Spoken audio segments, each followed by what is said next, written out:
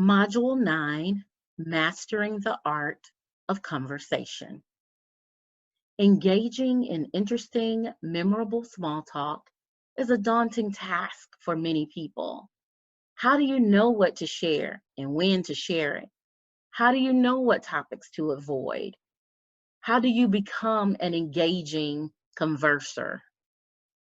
Most experts propose a simple 3-level framework that you can use to master the art of conversation. Identifying where you are and where you should be is not always easy, but having an objective outline can help you stay out of sticky situations. We will also share some handy networking tips that will help you get conversations started. Level 1, discussing general topics.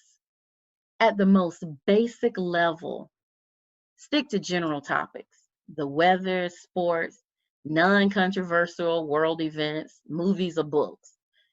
This is typically what people refer to when they say small talk.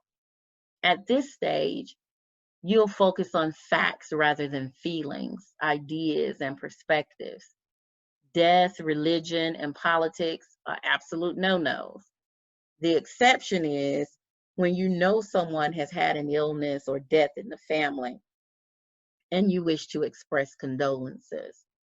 In this situation, keep your condolences sincere, brief, and to the point. If someone shares a fact that you feel is not true, try to refrain from pointing out the discrepancy. If you are asked about the fact, it's okay to simply say, "I wasn't aware of that," or make some other neutral comment. Right now, you're just simply trying to get to know the other person. Keep an eye out for common ground while you're communicating. Use open-ended questions and listening skills to get as much out of the conversation as possible. Level 2, sharing ideas and perspectives.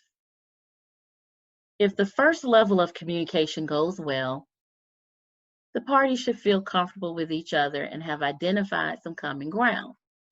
Now it's time to move a bit beyond general facts and share different ideas and perspectives. It's important to note that not all personal experiences are appropriate to share at this level.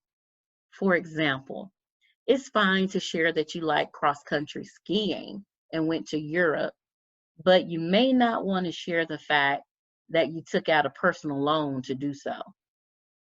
Although this level of conversation is the one most often used and is the most conducive to relationship building and open communication channels, make sure that you don't limit yourself to one person in a large social gathering. We'll offer some ways to mingle successfully in a few minutes. Level 3, sharing personal experiences. This is the most personal level of conversation. This is where everything is on the table and personal details are being shared. This level is typically not appropriate for a social casual meeting. However, all of the skills that we have learned today are crucial at this stage in particular. When people are talking about matters of the heart, they require our complete attention, excellent listening skills, and skilled probing with appropriate questions. Top networking tips. Understanding how to converse and how to make small talk are great skills.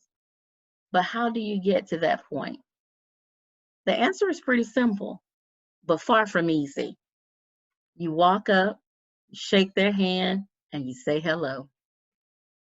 If you're in the middle of a social gathering, try these networking tips to maximize your impact and minimize your nerves. Before the gathering, imagine the absolute worst that could happen and how likely it is to happen.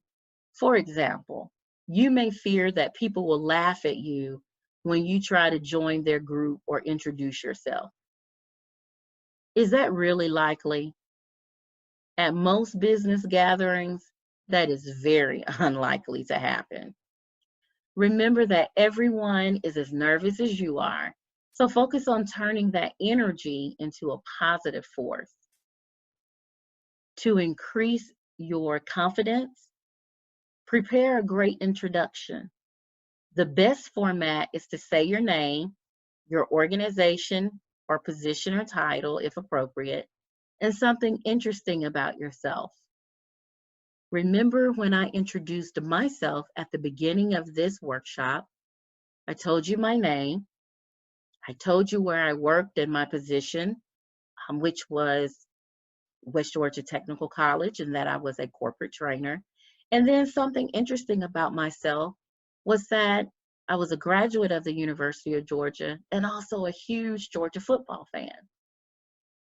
Or something positive about the gathering that you are attending, you can say something about that too. For example, I'm Tim from accounting. I think I recognize some of you from the IT conference last month. Or you can just kind of do what I did at the beginning and keep it something interesting about yourself as well. But just do it. The longer you think about meeting new people, the harder it's going to be. So get out there, introduce yourself, and go meet new people. Act as the host or hostess by asking others if they need food or drink. You're shifting the attention from you back onto them. Start a competition with a friend. See how many people each of you can meet before the gathering is over. Make sure your meetings are worthwhile, though. Join a group of odd number people. And that way, now everyone has someone to pair off with and chit chat with. Try to mingle as much as possible. When you get comfortable with a group of people, move on to a new group. When you hear someone's name, repeat the introduction in your head.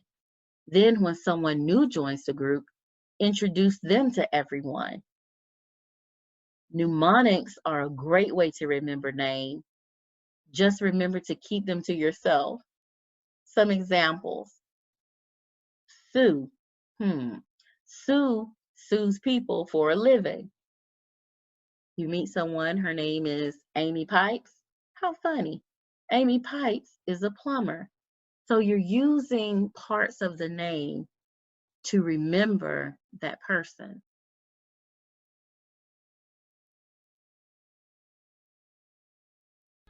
Vanessa was in the throes of performance anxiety because she'd been tasked with giving a speech at the company function to sum up the year's growth. Haley, her assistant, suggested they practice basic conversation skills to get her into the flow of things, but Vanessa had no clue where to begin. Haley suggested they work through the 3 levels of conversation, and Vanessa agreed.